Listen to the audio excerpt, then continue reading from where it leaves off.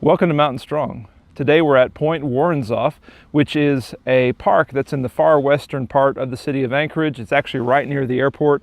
In fact, it might be at some point you hear the sound of a plane passing over my head, because this is actually a takeoff area. In fact, there goes one right now. Sorry for the noise, but I thought that the coolness of the place was worth it. This is a pretty special place. During this time of the year, you can look out into I don't even remember the name of this. Don't tell me the name. I'll look it up and figure it out later. But anyway, Cook Inlet, I think, something like that. Anyway, you can look out and see the water flowing back. This is actually the tide coming back in, which means where I am is not necessarily the safest place to stay for a very long time, but it should be pretty fine for the length of a Mountain Strong video anyway. But you can see that ice flowing and pulling back, and that's just a really awesome sight to get to see, and one of the things I really enjoy about the winter here in Anchorage. Today we're going to be having a look at Psalm 15.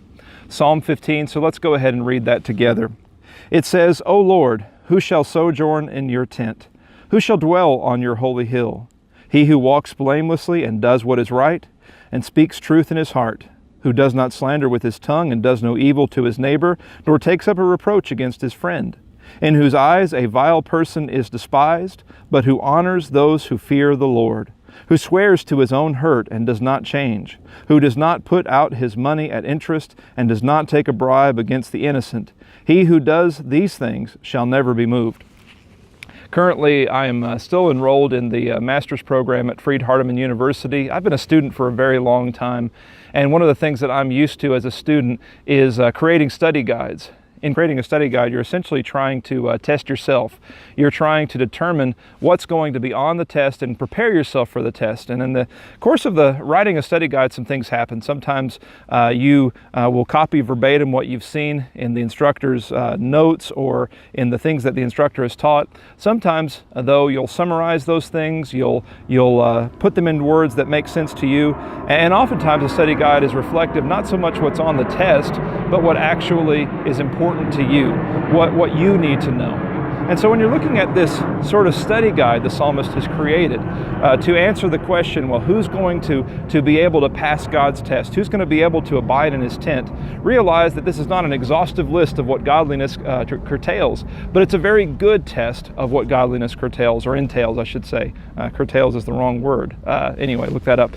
But so when you're looking through this psalm, what you're going to see are 10 things the psalmist thought was important based upon his question in verse 1. Again, that question is, "O Lord, who shall sojourn in your tent? Who shall dwell on your holy hill?" Now, I was a little bit confused by this when I saw the word sojourn, which means something like, pilgrim and sojourner. You associate those terms. A sojourner is a person who is impermanent, okay? So who shall sojourn in your tent? Who will dwell on your holy hill? And I was looking at those two terms, I was wondering why that is. It's obvious that the idea that the psalmist has in mind is to dwell. It says at the close of verse 5, "He who does these things shall never be moved." But I like the way he's put those two terms together, because it reminds you something. When you come to the tent of God, so to speak, when you come to dwell with and have fellowship with God, you need to realize that you're a stranger. You are not a guest that has the right to be there. You're not going to a hotel or an inn. You are a sojourner, and your place in God's tent is only as permanent as He allows it to be. Now, He is content for you to dwell in your tent, but as the psalmist realizes, not everyone is going to get that opportunity. And so he says, I want to think about these 10 things and make sure that I pass this personal examination so that I can dwell in the tent of my God. The way these 10 things are divided, you have 4 verses that basically outline them. And in these 4 verses, you see a positive and then a negative set of things, 10 in total. So let's look at these things together. It says in verse 2 that he who walks blamelessly and does what is right and speaks truth in his heart, in other words, positive instructions, these are those, first of all, who will dwell with the Lord. So when you're looking at those terms, think about the term blameless from the standpoint of the Bible. I know we're uncomfortable with that term sometimes, but all blameless means is that you've corrected your wrongs. You've done what it takes to get right again. And so you're the kind of person, if you dwell with the Lord, you've corrected your wrongs. Second, you're the kind of person it says here, who does what is right. And so you're proactively trying to do what is right, not just correcting your wrongs, and that's important. But then 3, you speak the truth in your heart.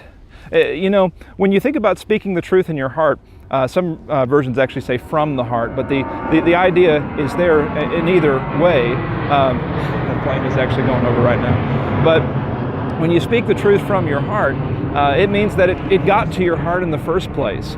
You have taken the time to put the truth into your heart so that it can come from your heart when you speak it. There's a big difference between doing that and simply allowing it to go in the ear, to the brain, and out the mouth. You can do all of that without believing it, but the psalmist says, I've taken your truth and I've put it in my heart. So he's corrected his wrongs, he's trying his best to do what is right, and he's trying his best to say what is right because he's taken the truth into his heart. What kind of things does he avoid now? Well, in verse 3 it says, who does not slander with his tongue, does no evil to his neighbor, takes up a reproach against his friend. You remember how important James said the tongue was. And he's reflecting here on certain sins of the tongue, certain things you can do wrong with your words. And so he says that he doesn't want to be a person who slanders with his tongues. In other words, he doesn't speak falsehoods or speak things that are designed to tear people down, even half-truths that could do that. He doesn't try to tear people down with his words. He doesn't do evil to his neighbor, and that kind of stands out in that list as a separate thing perhaps. Doesn't do evil to his neighbor, but then returning to the idea of the tongue, he doesn't take up a reproach against his friend. You say, well, what's the difference between slandering someone and taking up a reproach? Well, think about the picture. Slander comes from you, perhaps. Taking up a reproach is taking up slander that someone else has and then passing it along to others. We might call that gossip. And the psalmist says that's not going to cut it if you want to dwell with the Lord. So positive, negative. Now another verse of positive. It says, in whose eyes a vile person is despised, but who honors those who fear the Lord, who swears to his own hurt and does not change. It is so important that when we look at the world, we know who is on the Lord's side and who's not. And when we think about despising evil people, always remember what your mama taught you about that. We are to hate the sin but love the sinner. And I know the psalmist is saying that, but he's doing something that I think is incredibly important. I remember learning a catchphrase in Australia: call a spade a spade. In other words, just call things as they are. And so he despises vile people. He knows who they are and what they are, and he says, I don't want to be that. He also knows those who are on the side of God, and he says, I want to be that. He honors those people. But then the next characteristic here, who swears to his own hurt and doesn't change. He's a person who keeps his promises even when it hurts to do so, and that's very important. But then another verse of negative, it says, who does not put out his money at interest and doesn't take a bribe against the innocent. So he's the kind of person that the person who dwells in the house of the Lord, in the tent of the Lord. He's the kind of person that doesn't take advantage of other people. He doesn't extract usury or interest from people in business dealings. And this is primarily in the context of the Jewish faith, where when they lent money to each other, they weren't supposed to do that. They weren't supposed to charge interest. So he says, I don't extract interest from people, and I also I don't force people into a situation where they are paying off a bribe. I don't extort people, is another word that goes along with that. He thinks about all of these things, and he says, if I know these things about myself, these 10 things about myself, I know that I will be able to dwell in the house of the Lord, not as a sojourner, but as a person who is allowed to stay there forever. And so he says, he who does these things shall never be moved. What a great opportunity in examining this psalm to test yourself as I test myself, and we test ourselves against the Psalmist Study Guide.